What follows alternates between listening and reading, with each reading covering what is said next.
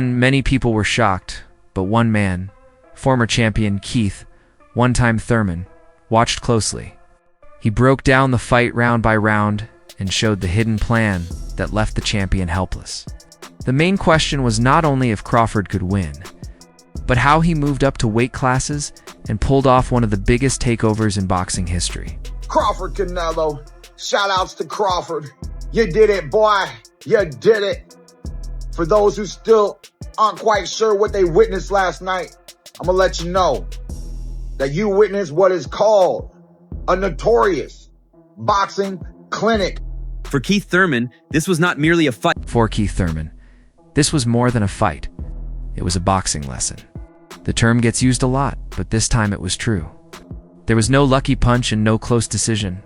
It was a smart and careful breakdown of a strong opponent. It showed better thinking, strategy, and skill, beating pure power. Thurman saw that Crawford didn't come to trade punches with Canelo. He came to perform, and every move had meaning. It was a sharp show of technical skill that showed a big shift in boxing. Thurman explained how Crawford did it. How did he stop one of the sport's hardest punchers? It started with something simple but powerful, the jab. Crawford's jab was not just a punch. It was his main tool. It created openings and blocked Canelo's attacks. Thurman explained that Crawford kept working behind the jab, using it to control pace and distance. It stopped Canelo from throwing his big shots. Every time Canelo stepped in, the jab hit him, breaking his timing, hurting his vision, and showing who was in control. It was like a sharp knife, cutting Canelo down slowly round after round. But the jab was only the first part of a bigger plan. And yes, Crawford was tagging him. Not just with the jab, moving, but he was able to do another key factor, which is get respect in the ring. He was able to hold his ground in pockets, work the body, go toe-to-toe, and catch him with that speed. Bah! With that speed, the straight left, the little uppercuts and the hooks to the body. Like I said, people. The jab kept Canelo away. But it was Crawford's movement that broke his will. Keith Thurman showed how Crawford used the whole ring, making the 20-by-20 space feel endless for Canelo. Other fighters like Teofimo Lopez noticed this too. Lopez said Canelo's feet looked heavy, like they were stuck in mud. Even Lennox Lewis said Canelo looked frustrated. After the fight, people asked, was Canelo really slow? Or did Crawford's quick movement just make him look slow?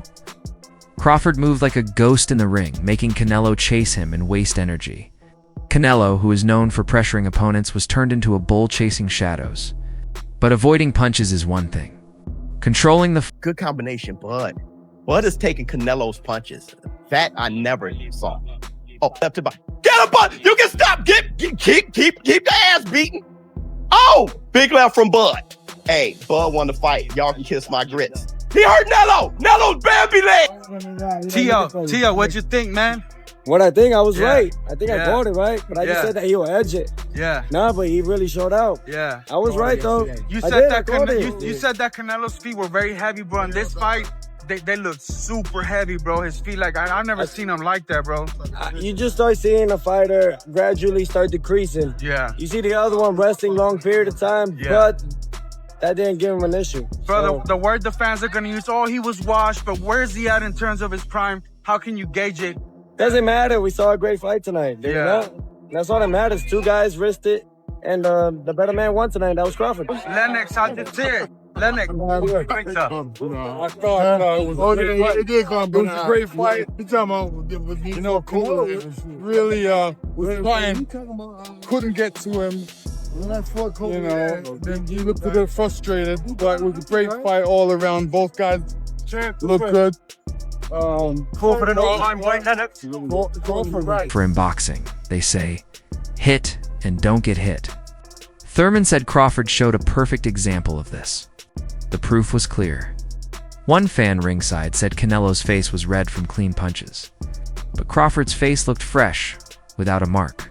He made a fight with one of the hardest punchers in the world look like easy sparring. This wasn't just defense. It was speed, timing, and awareness that Canelo couldn't break. The marks on Canelo's face told the real story more than the judges' cards. And that's where Thurman's most surprising point came in. Crawford's win wasn't only about defense. This is everything done right, okay? First, he worked behind the jab, people. Boxing 101, set your shots up behind the jab. Canelo froze up. He was able to minimize the pressure. Step 2, use the ring. Use the ring. Get to the outside. Make Canelo pivot. Make him pivot. Don't let his feet settle. Okay? Pick your spots. This was a notorious hit and don't get hit. That's boxing 101, people.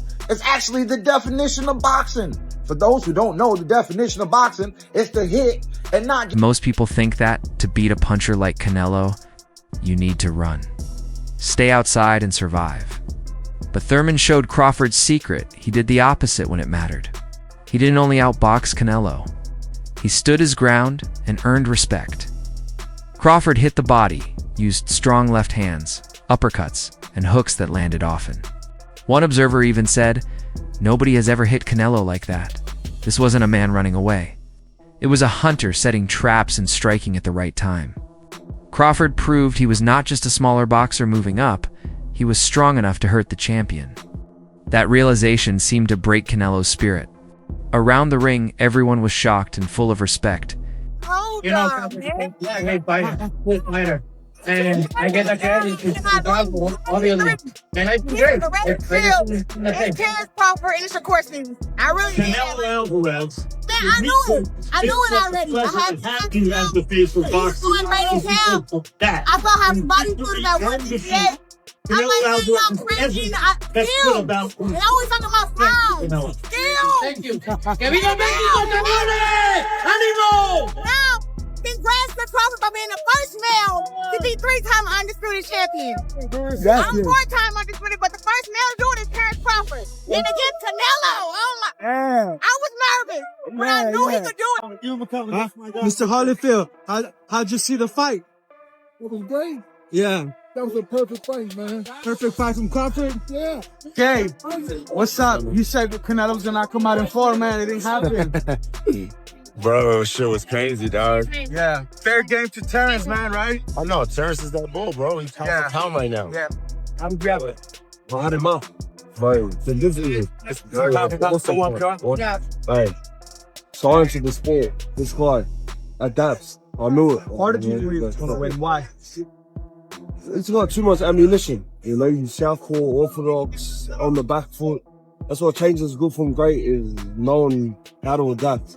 You know, your back foot, front foot, that's the difference. But with all the praise came a hard question. Was this the rise of a new pound-for-pound king or the fall of an old one? The spotlight turned to Canelo. His slow feet became more than just a comment. They became criticism. Was he unprepared? Did he misjudge Crawford badly? The loss started heavy talks about his future. Canelo, already a legend, now stood at a turning point. Should he risk a rematch with Crawford, who beat him clearly? Or should he try to get revenge against Dimitri Bivol?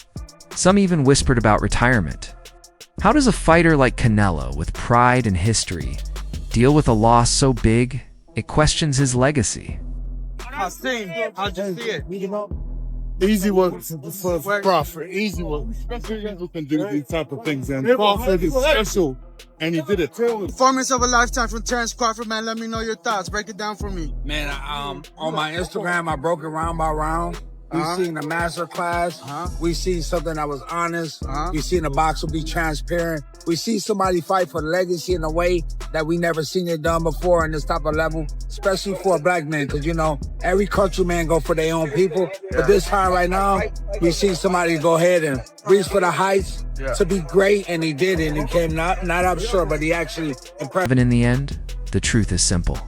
Terence Bud Crawford didn't just win titles in a third weight class. He gave a perfect performance that may have ended a chapter in boxing. Keith Thurman and others explained the keys: a jab that controlled, movement that confused, defense that held, and power that shocked. Crawford didn't just climb to the top, He changed the mountain itself. He left boxing with a new, scarier landscape. The question is no longer who can beat Terence Crawford. The real question is, can anyone in any weight class ever do it? Music, hey, music, hey, hey. Music, music, music, hey, music.